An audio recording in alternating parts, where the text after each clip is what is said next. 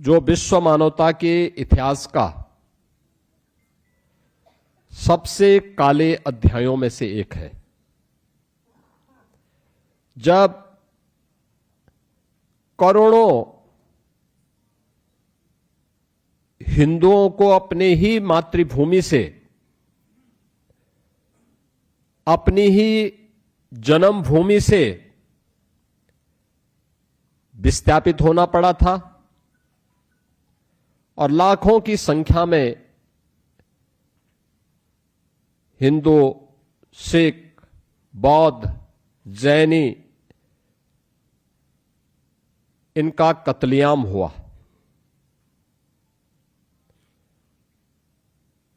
किसी भी स्तर पर कोई सुनवाई नहीं, कोई सुनने वाला नहीं, कोई इस पीड़ा के प्रति अपनी संवेदना व्यक्त करने वाला नहीं।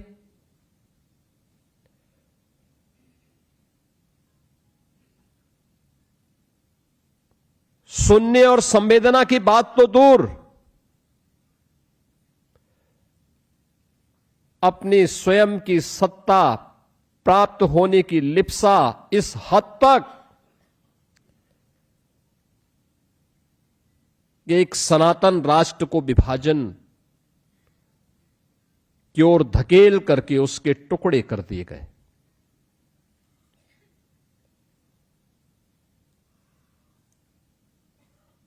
यानी भारत विभाजन की त्रासदी उसी दिवस की ओर हम सबका ध्यान आकर्षित कराती है। यह दिवस केवल एक स्मृति दिवस मात्र नहीं है, यह इतिहास के पन्नों को उलटने जैसा नहीं है। यह दिवस इतिहास के उन काले अध्यायों से हमें बहुत कुछ सीखने की एक प्रेरणा भी प्रदान कर रहा है।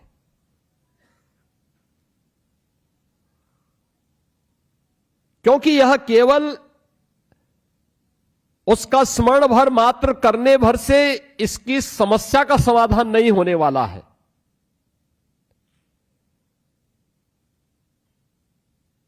ये समस्या क्यों पैदा हुई, किन लोगों के कारण पैदा हुई, इसके कितने दोषियों को सजा दी गई और आखिर कब तक ये हिंदुस्तान इसकी कीमत चुकाता रहेगा। ये प्रश्न आज भी हम सबके सामने उसी मजबूती के साथ खड़े हुए हैं। और इसलिए इतिहास केवल परीक्षा का एक पाठ्यक्रम नहीं होता है। इतिहास गौरवशाली क्षणों पर गर्व की अनुभूति करने और अतीत की गलतियों को परिमार्जन करने का एक अवसर भी हमें देता है। और स्मृति दिवस के पीछे का भाव भी आदरणीय प्रधानमंत्री जी का यही रहा है।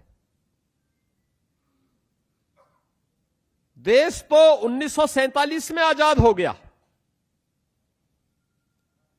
मैं भौचक था।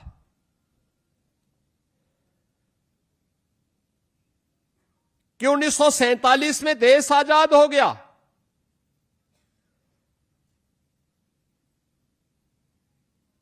पाकिस्तान समर्थकों ने जो भूभाग नहीं भी मांगा था, वह भूभाग पंजाब का हो या बंगाल का, जबरदस्ती पाकिस्तान के हवाले कर दिया गया। हर व्यक्ति जानता है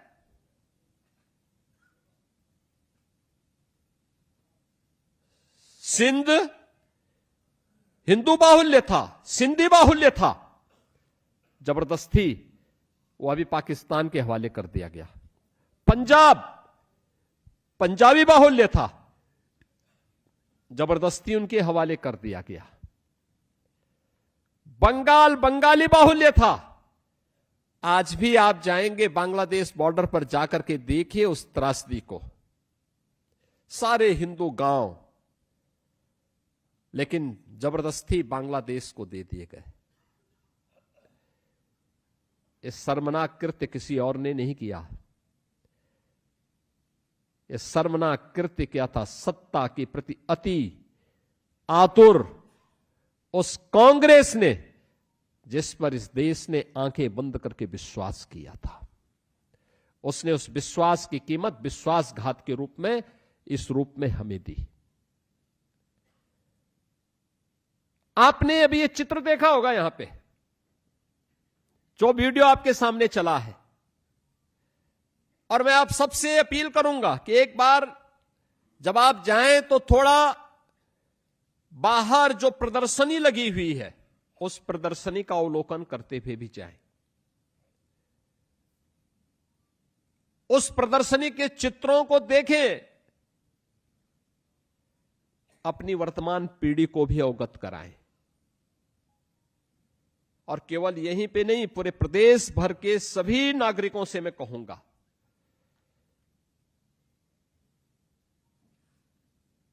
कि इसका अवलोकन जरूर करें, अपने वर्तमान को भी समझाएं और आने वाली पीढ़ी को भी समझाएं ये क्या है,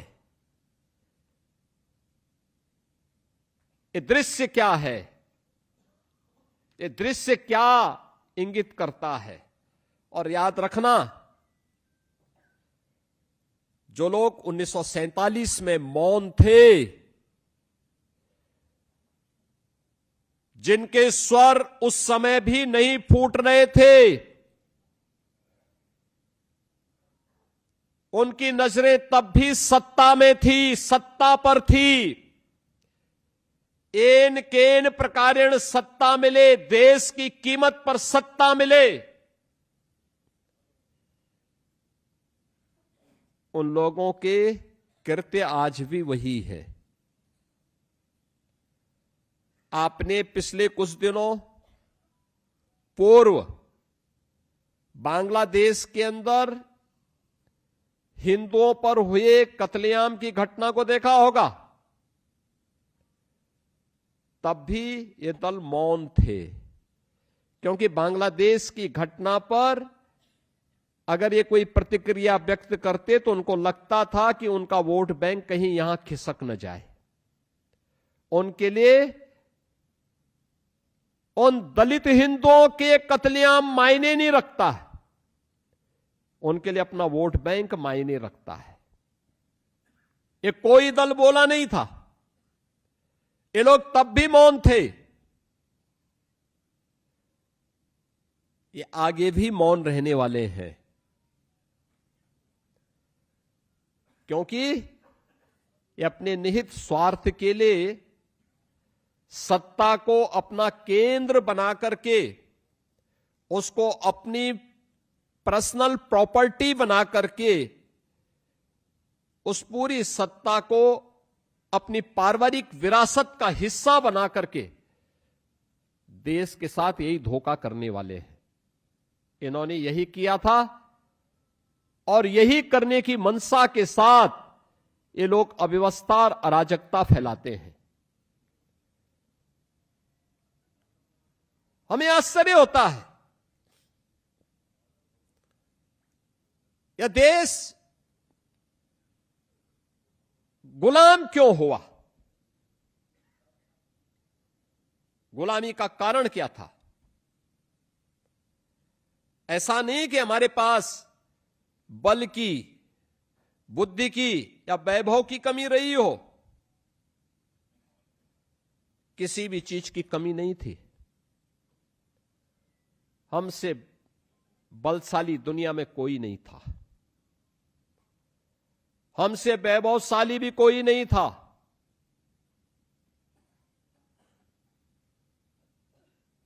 भारत जैसी बुद्धि भी नहीं थी किसी के पास।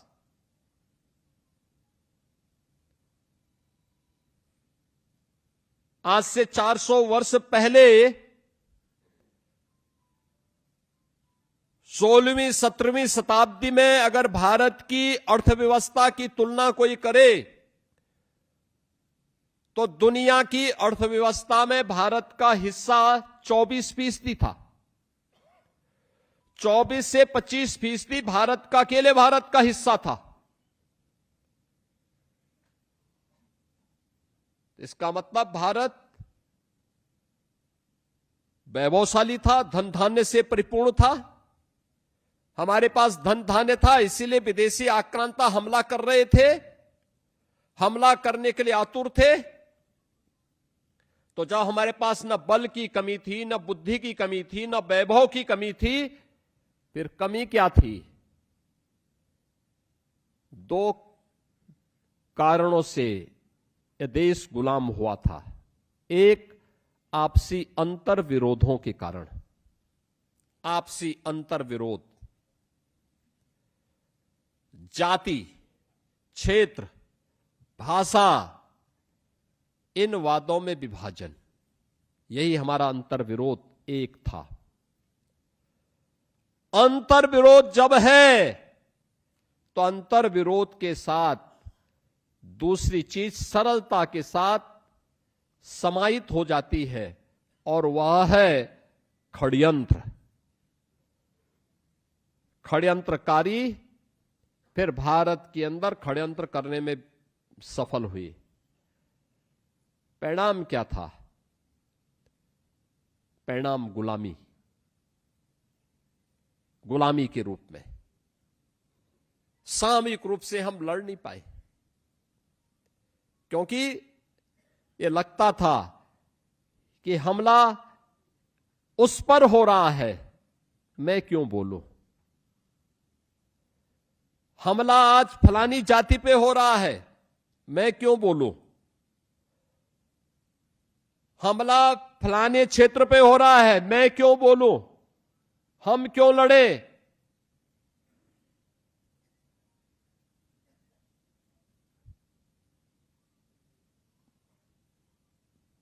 दुष्परिणाम सामने आने ही थे, देश गुलाम हो गया। यानी सनातन काल से जो भारत एक भारत था,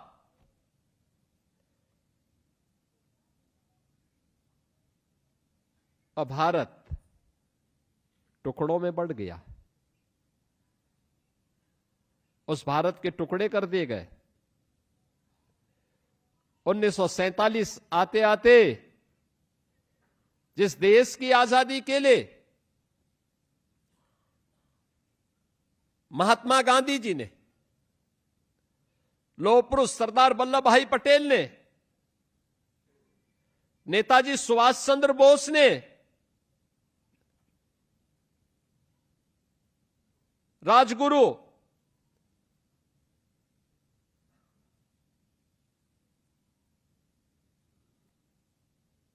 पंडित राम प्रसाद बिस्मिल,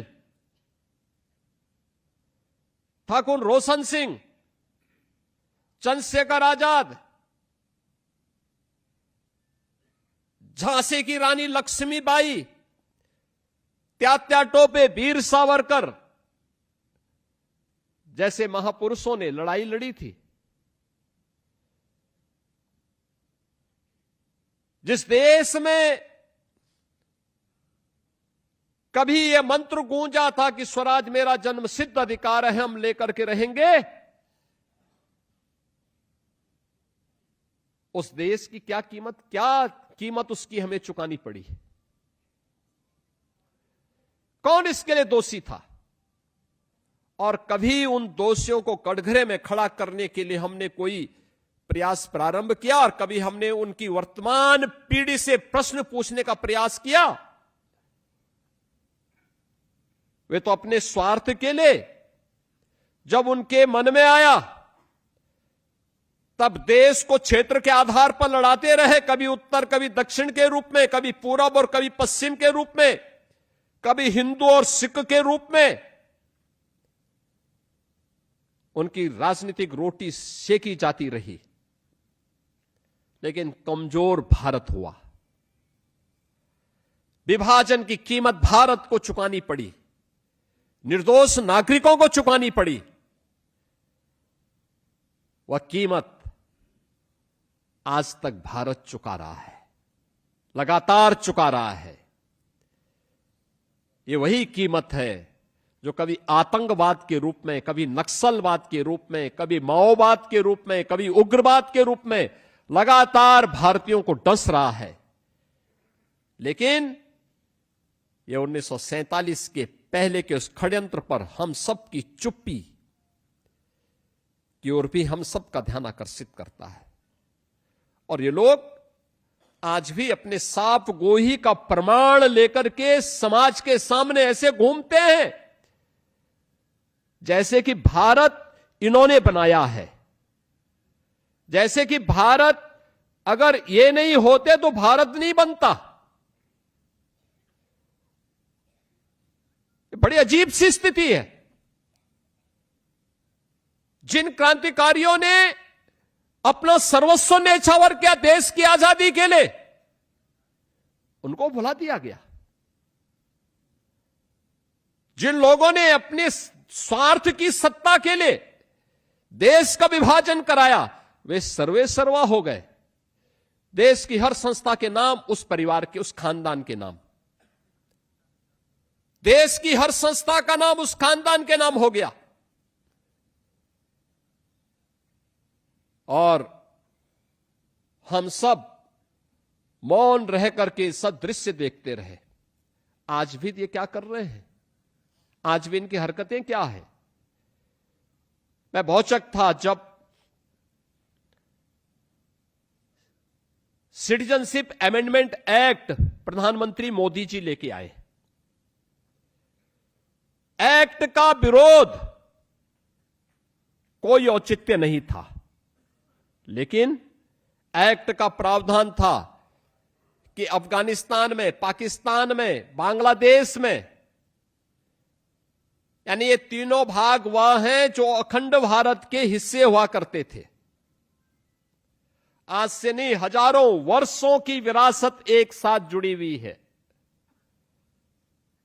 और उसमें प्रावधान था कि इन देशों में कोई हिंदू, कोई सिख, कोई जैनी, कोई बौद्ध, कोई पारसी, कोई ईसाई अगर वहां से निकाला गया है और वह भारत में शरण लिए हुए 5 वर्ष हो गए हैं, तो उसे हम भारत की नागरिकता देंगे। इसमें कहीं यह नहीं था कि हम मुसलमान की जमीन लेंगे या कांग्रेस की जमीन लेंगे या समाजवादी पार्टी की जमीन ले लेंगे। ये कहीं नहीं था, एक्ट में कोई प्रावधान नहीं। लेकिन आंदोलन देश के अंदर करने के प्रयास हुए। आपने देखा होगा लखनऊ में भी आगजनी करने का प्रयास हुआ, कानपुर में, मेरठ में, संभल में, अलीगढ़ में, बुलंदशहर में, मुजफ्फरनगर में, सहारनपुर में, जगह जगह करने के प्रयास हुए। तो गनीमत थी कि उत्तर प्रदेश की जनता जनार्दन की कृपा से यूपी में डबल इंजन की सरकार थी। आप सोचो अगर समाजवादी पार्टी की सरकार दुर्भाग्य से रही होती तो दंगों की आग से क्या यूपी उभर पाता? किस प्रकार का नग्न तांडव होता था? और तो उन्हें मालूम था दंगाइयों को कि दंगा की कीमत क्या चुकानी है अब।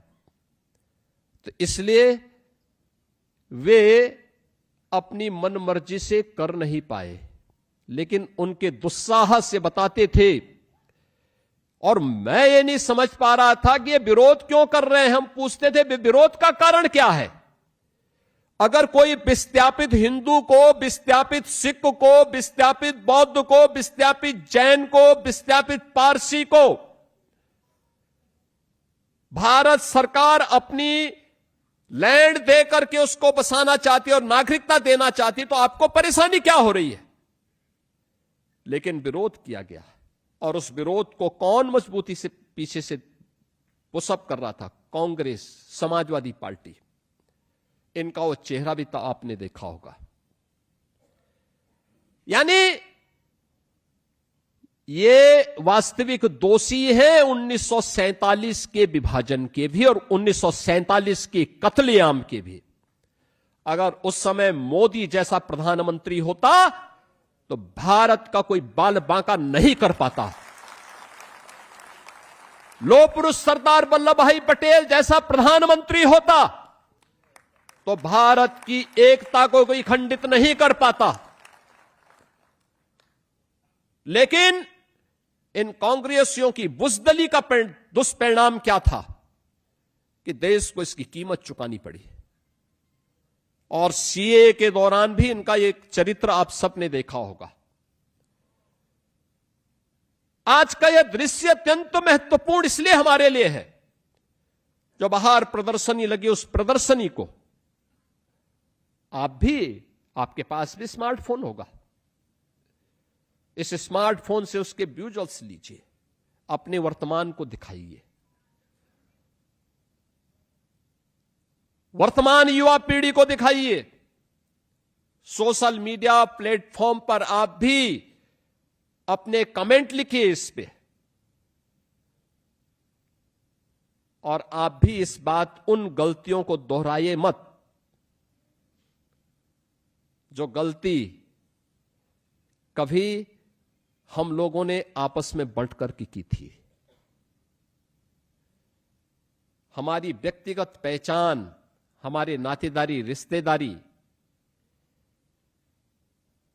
पारिवारिक संबंधों के लिए हो सकती है, लेकिन हमारी एक पहचान होनी चाहिए और वह एक भारतीय के रूप में, एक भारत के कर्तव्यनिष्ठ नागरिक के रूप में। यह हमारा एक सामूहिक दायित्व बनता है कि हम सब अपनी उस पहचान को बनाएं, उस पहचान के साथ हम आगे बढ़ें। अन्यथा आपस में हमारा ये विभाजन, यह उन तत्वों को जो भारत को कमजोर करना चाहते हैं उनको मजबूती प्रदान करता है। हमारा आपसी विभाजन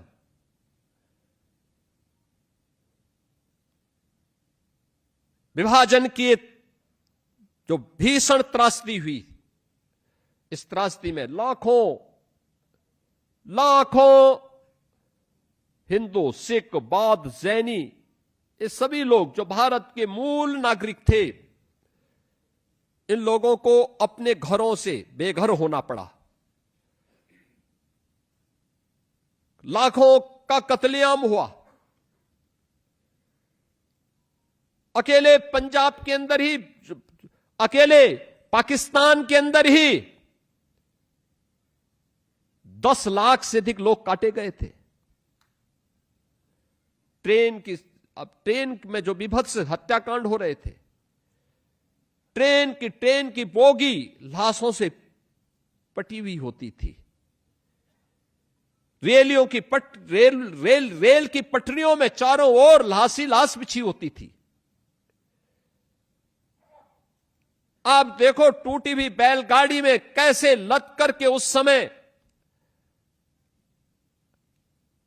आधे वदन कपड़े पहनी हुई माताएं और बहनें निकल रही हैं। ये दृश्य दिखाइए वर्तमान पीढ़ी को, जो आज बहकाने का प्रयास कर रहे हैं ना युवा पीढ़ी को, उनको बताइए ये बहकाने वाले लोग वही हैं जिनके पूर्वजों ने ये त्रासदी भी ला करके खड़ी की थी देश के सामने। ये वही लोग हैं। और इनका चरित्र देखना हो, सीए के दौरान भी आपने देखा होगा, और दूसरा बांग्लादेश के अंदर हुई हाल ही की घटनाओं में इनकी चुप्पी भी उस ओर इनको फिर से कटघरे में खड़ा करती है। मैं जब बिजनौर में गया था, पाकिस्तान से निकाले गए लगभग 8,000 लोग, 8 से 10,000 लोग वहां रह रहे थे। आप सोचो, ये पाकिस्तान से 47 में आए थे, आज तक उनको कोई ठिकाना, ठौर ठिकाना नहीं मिल पाया था। तो उसमें सिख थे, पंजाबी थे, उनको कोई ठौर ठिकाना नहीं। हमने उस यहां के कागजात दुरुस्त करवाए, फिर वहां पे उनको नागरिकता भी प्रदान की गई और उनको वहां पे जमीन के कागज भी उपलब्ध करवाए। मैं पीलीभीत में गया, पीलीभीत में भी हजारों ऐसे बांग्लादेश से निकाले हुए परिवार,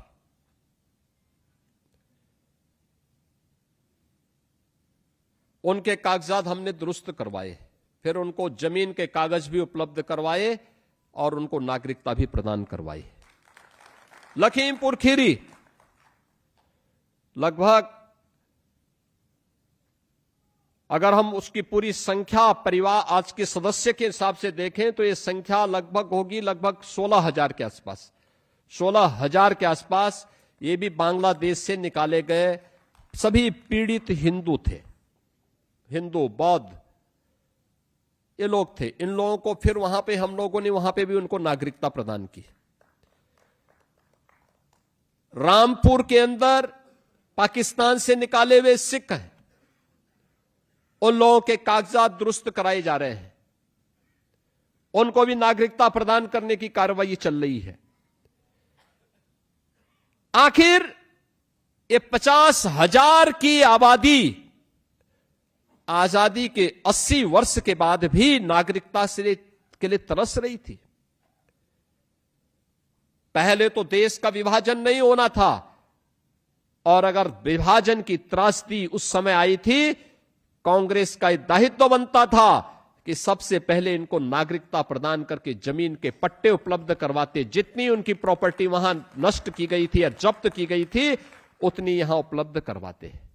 लेकिन नहीं, ये तो यहां पे शत्रु संपत्ति की रक्षा करने और शत्रु संपत्ति में बंदर बांट करने में ही मशगूल थे। ये लोग तो उसी संपत्ति को लूट खसोट का आधार बना रहे थे, अपनी निजी प्रॉपर्टी बना रहे थे। होना ये चाहिए था, ये प्रॉपर्टी बांट देनी चाहिए थी, वहां से आने वाले हिंदुओं में, सिखों में, बौद्धों में, जैनियों में बांटनी चाहिए थी, उसकी भरपाई करनी चाहिए थी। लेकिन ये पैरोकार बन गए। याद करिए ना, मोहम्मदाबाद के नवाब की पूरी प्रॉपर्टी को बचाने के लिए कांग्रेसियों ने एड़ी चोटी लगा ली, एड़ी चोटी लगा ली कि किसी प्रकार से वह प्रॉपर्टी बचे, जबकि मुस्लिम लीग का ट्रेजरर था वो व्यक्ति।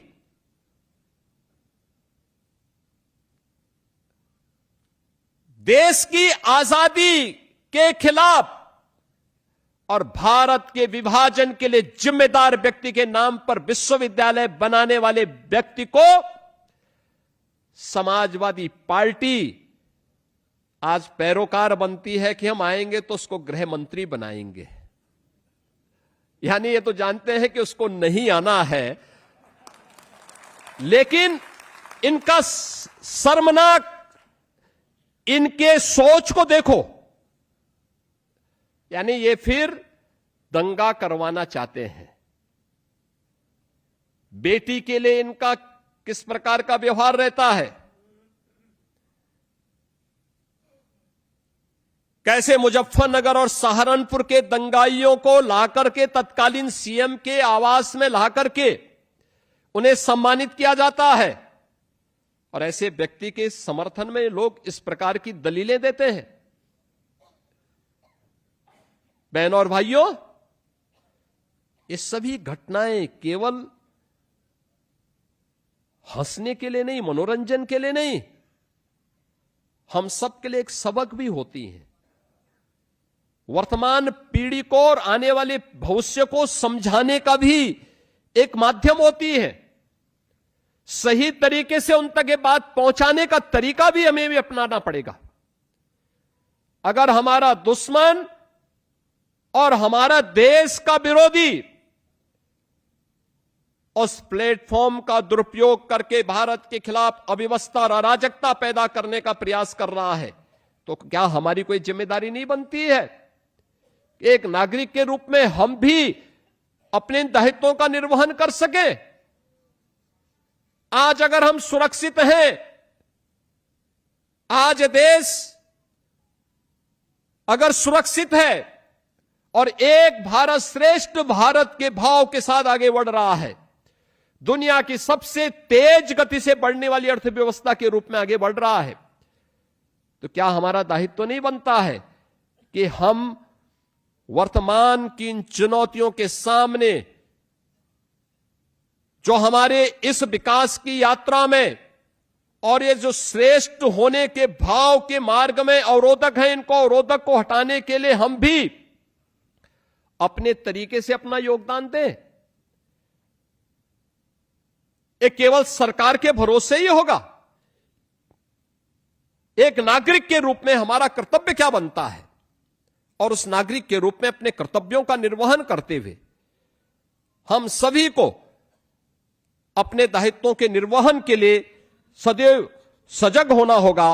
और मैं हमेशा इस बात को मानता हूं कि आज एक नागरिक के रूप में हम सबकी एक जिम्मेदारी है। हमारी जिम्मेदारी क्या है?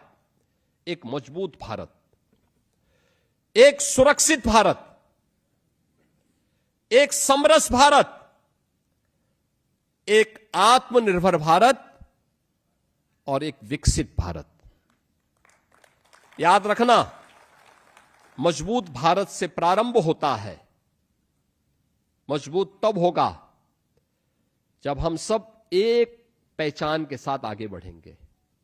मेरी पहचान नाती रिश्तेदारी के लिए पंजाबी होगी, बंगाली होगी, मराठी होगी, तमिल होगी, कन्नड़ होगी, मलयालम होगी, लेकिन एक भारतीय के रूप में मुझे भारतीय होने में गौरव की अनुभूति होनी चाहिए।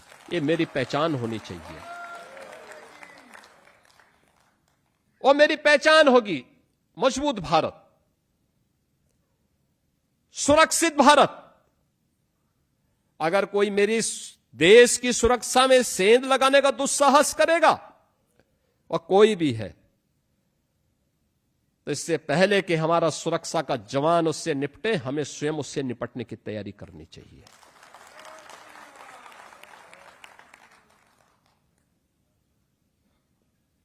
अगर वह घात लगा करके देश पे हमला करना चाहता है,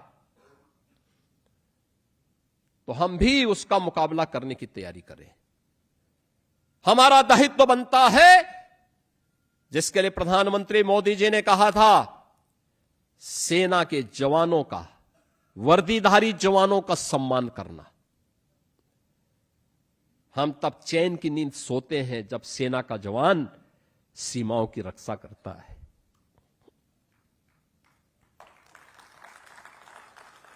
एक समरस भारत,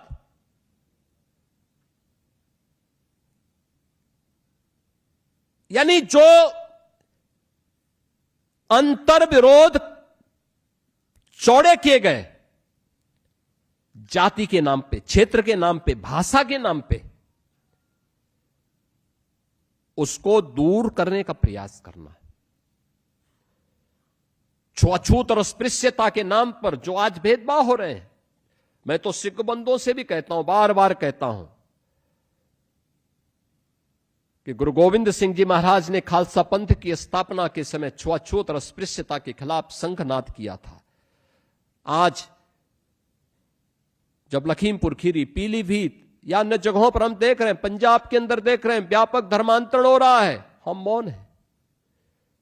अच्छा, यहां के कुछ ग्रंथियों ने जाकर के वहां पर उसके खिलाफ उन्हें फिर से घर वापसी के कार्यक्रम को आगे बढ़ाया है।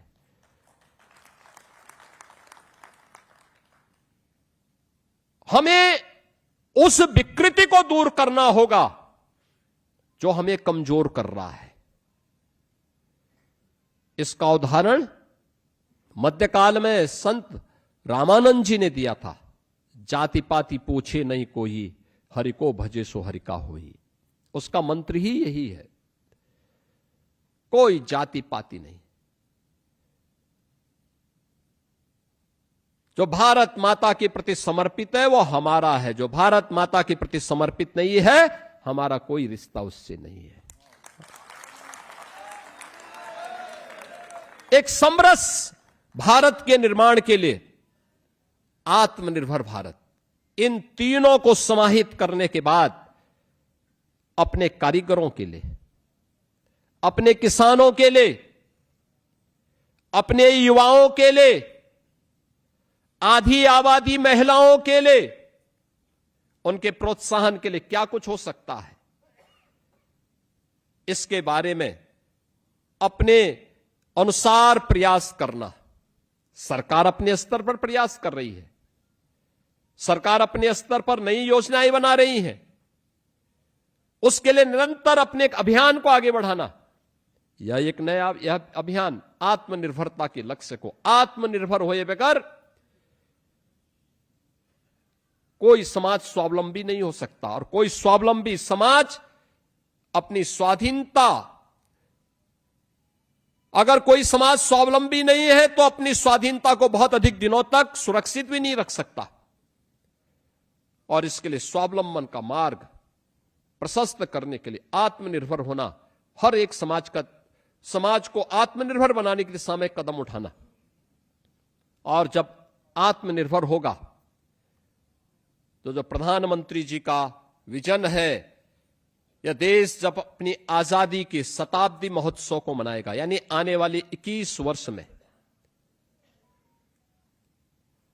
यह स्वाधीनता दिवस कल जो पड़ेगा वह 80वां पड़ेगा। याद रखना, ठीक 20 वर्ष के बाद यह देश अपनी स्वाधीनता का शताब्दी महोत्सव मनाएगा। शताब्दी महोत्सव, 100 साल पूरे हो रहे होंगे देश की आजादी के। कैसा भारत चाहिए? विकसित भारत। विकसित भारत। विकसित भारत कब होगा? जब विकसित उत्तर प्रदेश होगा। विकसित उत्तर प्रदेश होगा कब? जब लखनऊ विकसित होगा। विकसित कब होगा? जब आत्मनिर्भर होगा। आत्मनिर्भर जाति के आधार पर नहीं होता है, क्षेत्र के आधार पर नहीं होता है, भाषा के आधार पर नहीं होता है।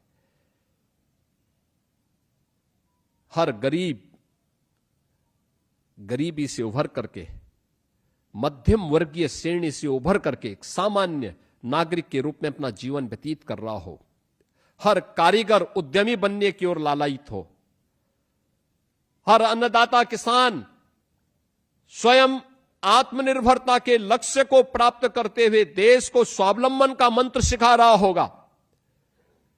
जब हर माता के द्वारा स्वावलंबन का मंत्र हर बच्चे को सिखाया जा रहा होगा, तब विकसित भारत की संकल्पना अपने आप पूरी होती है। और विकसित भारत की उसी संकल्पना के लिए हम सब को आगे कार्य करना होगा। और उसी संकल्प के साथ आज हम सब जोड़ने के लिए आपके बीच में यहां पर उपस्थित हुए हैं। मैं आज के इस अवसर पर उन लाखों हिंदू, सिख, बौद्ध, जैन नागरिकों को जिन्होंने आज की तिथि पर विभाजन की इस भीषण त्रासदी में अपने प्राण गंवाए,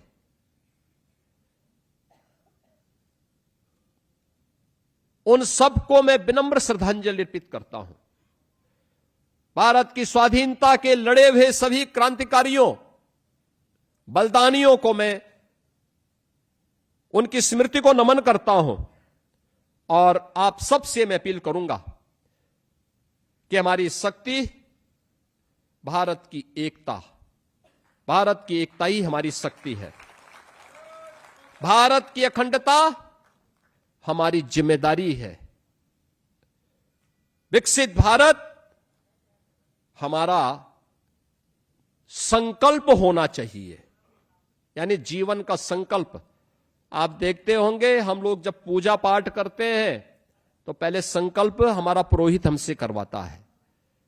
यह संकल्प इस बात का, उसका कोई विकल्प नहीं, और वही हमारे जीवन का संकल्प होना चाहिए। विकसित भारत, विकसित भारत की उसी संकल्पना को आगे बढ़ाने के लिए विभाजन विभीषिका स्मृति दिवस के समारोह के साथ आज हम सब यहां पर आए हैं।